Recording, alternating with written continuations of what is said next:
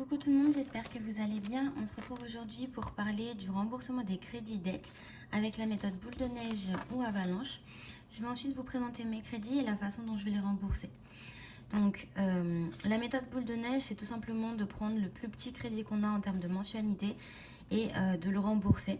Une fois que ce crédit-là est remboursé, et ben après on monte, on fait la même chose petit à petit avec les crédits qui sont de la tranche du dessus. Donc on cible vraiment en premier temps le plus petit crédit pour ensuite arriver jusqu'au plus gros. Ça a un impact psychologique puisque du coup on voit nos efforts payés grâce à cette méthode. Du coup on va réallouer ensuite le montant du crédit qui a été remboursé au remboursement des crédits suivants et ainsi de suite. A l'inverse, du coup, avec la méthode avalanche, vous ciblez plutôt les crédits avec le plus haut taux d'intérêt. C'est une méthode qui va être logique vu qu'elle va vous permettre d'économiser sur les frais d'intérêt en fait, du crédit. Mais par contre, ça peut être décourageant dans le sens où vu que ça peut mettre plus de temps à être remboursé qu'avec la méthode boule de neige qui va vous permettre de rembourser vraiment plus rapidement des crédits mais pas forcément le plus élevé. Du coup, moi au niveau de mes crédits, j'ai 6 crédits pour le moment, dits à la consommation. Donc, alors celui-là, j'ai pas l'échéancier, donc je ne saurais pas vous dire combien j'ai de taux.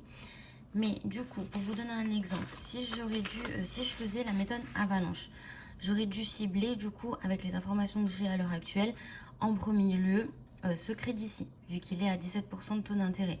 J'aurais d'abord dû rembourser celui-ci, puis ensuite on va faire celui-ci, ensuite celui-ci, pardon, 15,88 celui-ci, 9,99 pour celui-là et finir par celui qui a le plus petit taux d'intérêt, vu qu'en gros ce n'est pas lui qui va générer le plus d'intérêt au niveau des frais, donc ce n'est pas une priorité avec la méthode avalanche. Au contraire, du coup, avec la méthode boule de neige, on ciblerait d'abord en premier lieu le plus petit crédit, pas forcément en termes d'intérêt, pas forcément en termes de montant total, en tout cas pour moi, mais plutôt en termes de mensualité. Donc du coup, si on suit la méthode boule de neige, je devrais rembourser en premier lieu ce crédit-ci. Puis une fois que celui-ci est remboursé, mettre cet argent dans celui-là, vu qu'il est à 46 € par mois. Une fois que tous ces deux-là sont remboursés, j'aurais dû réinjecter dans celui à 50 € et ainsi de suite. C'est ça du coup la méthode boule de neige. Et du coup, moi par rapport à mes crédits, je vais faire aucune de ces deux méthodes puisque en fait avec la méthode boule de neige, on est censé en fait réinjecter l'argent qu'on a du coup en mensualité remboursée. En gros, si j'ai fini de rembourser ce crédit-là, c'est-à-dire que c'est 30 € par mois qui ne partent plus dans des crédits et qui sont pour ma poche. Et en soi, on est censé du coup réinjecter ces 30 € dans le crédit suivant en supplément de mensualité pour rembourser notre crédit plus vite et du coup ne voir aucune différence sur nos dépenses fixes vu que c'est un montant qu'on avait déjà avant. Sauf que comme vous le savez, moi j'ai des dépenses fixes supérieures à mes revenus. Donc en soi, moi j'ai besoin de liquider mes crédits pour pouvoir récupérer un pouvoir d'achat sur mes mensualités. Donc du coup, moi ce que je comptais faire, c'est faire un petit mélange entre la méthode avalanche, méthode boule de neige et une petite méthode à moi. C'est d'abord en premier lieu du coup de rembourser le crédit à 106,10 €. Donc du coup c'est celui avec le taux le plus élevé. Mais en revanche, du coup, de ensuite réinjecter que la moitié des mensualités une fois que j'aurai fini de rembourser ce crédit-là dans un crédit suivant que j'aurai choisi. Donc moi, je pense que je ferai ensuite celui-ci et mettre les 50 € restants dans mon découvert.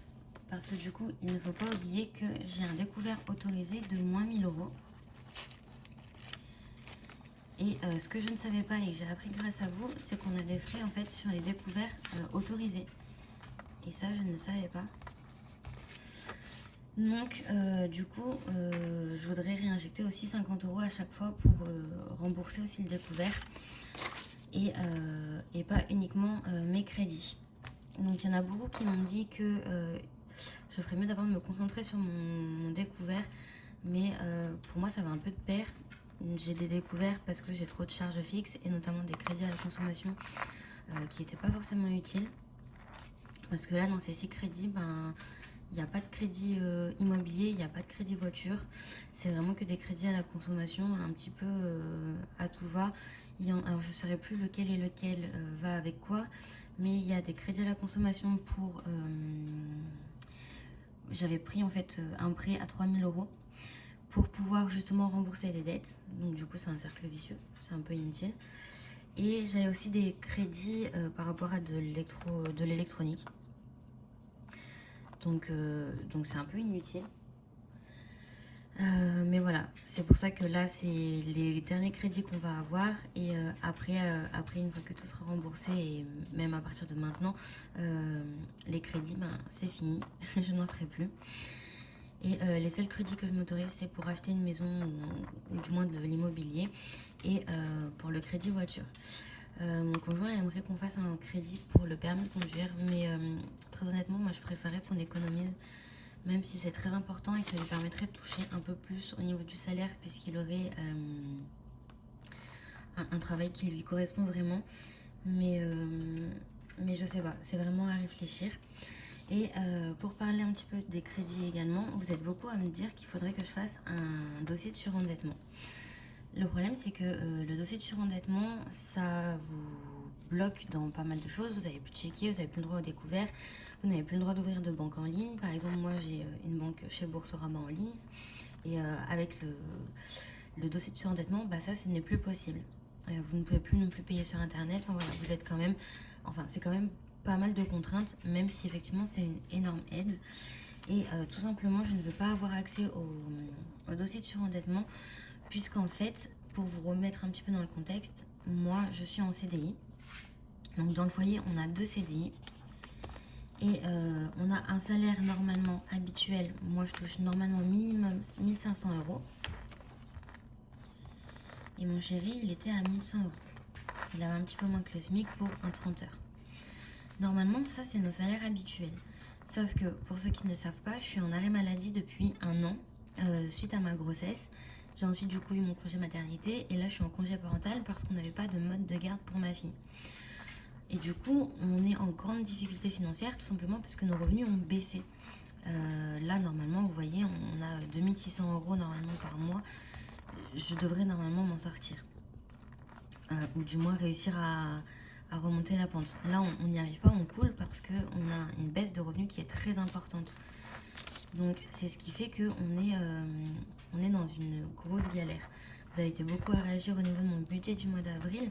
Et du coup, voilà, je sais qu'il y a des nouvelles personnes qui arrivent sur ma chaîne et qui ne sont peut-être pas au courant. Mais du coup, c'est pour ça qu'on est en problème financier, c'est qu'on a eu une baisse en fait de revenus. Voilà, suite à mon arrêt maladie, mon congé maternité et mon congé parental. Du coup, bah,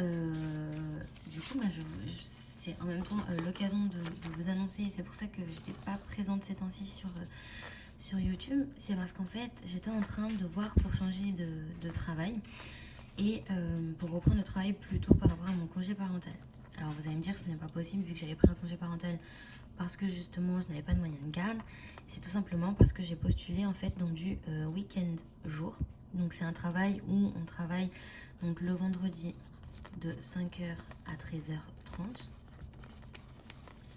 et le samedi et le dimanche on travaille de 5 h à 17h06 je crois, ou 17h30.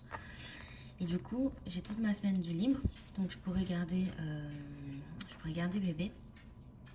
Il y a juste le vendredi matin où jusqu'à juin je pourrais pas, mais du coup ma maman a décidé de prendre ses vendredis pour nous garder bébé. Et je vais en plus du coup d'être libre la semaine et pouvoir reprendre mon congé parental plus tôt, je vais avoir une augmentation de mes revenus. Parce que du coup, je fais la concession de quitter mon CDI pour passer en intérim. C'est des missions de longue durée avec possibilité d'emploi en CDI par la suite si notre travail convient.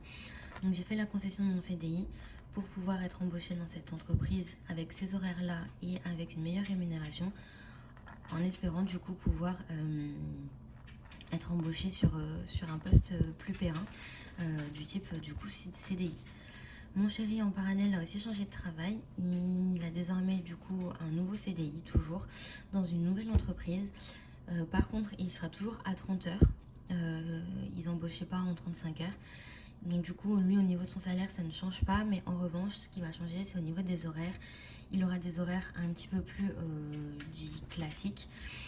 Parce que là, avant, il pouvait finir à 22 heures, par exemple. Là, il aura des horaires qui iront sur une plage horaire entre 10 et 10 heures jusqu'à 19 heures du soir.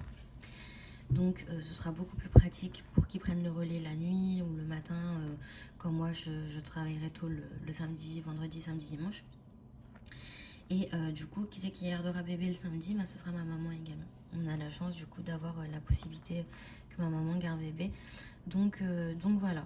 Donc c'est pour ça que je ne veux pas faire de dossier de surendettement. Et avec ces changements-là qui vont s'opérer d'ici peu, on a tous les deux été pris. Mon chéri commence dans 2 semaines.